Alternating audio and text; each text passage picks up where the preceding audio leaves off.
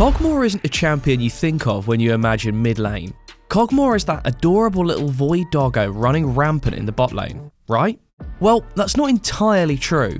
Kog'Maw is a unique late game hyper carry who can also be played mid.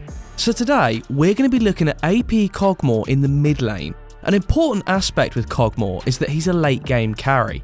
Your early game probably won't be Pog, but in the late game, you take the rest of your team on your back and carry them into the enemy base. So for any low elo players out there, this is the perfect pick for you, since enemy teams won't know how to close out games and you can continue to scale into infinity.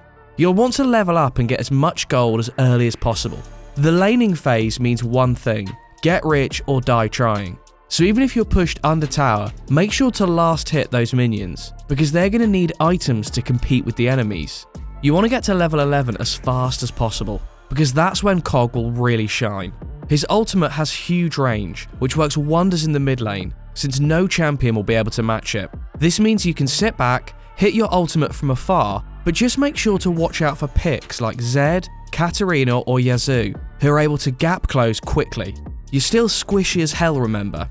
Another good thing about Kog'Maw in the mid lane is that he's a pretty simple champion to master. Just make sure to use E on opponents to slow them, then Q for some extra damage to chunk them down, and then one-shot enemies with your ult, because the less HP an opponent has, the harder your ult hits.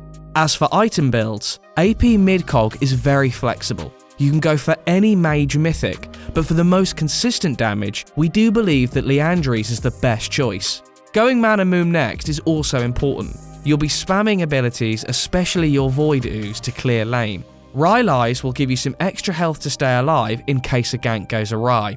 But your primary keystone should be Arcane Comet with Transcendence and Mana Flow banned. Do we even need to explain this one? Overall, AP Kog'Maw isn't as strong as he once was, but he's still a very fun, viable pick in lower elos. Your enemies won't know how to contain him. Just make sure not to get discouraged in the early game. The whole point is that you're going to dominate the late game. Have fun trying Kog out. Until next time.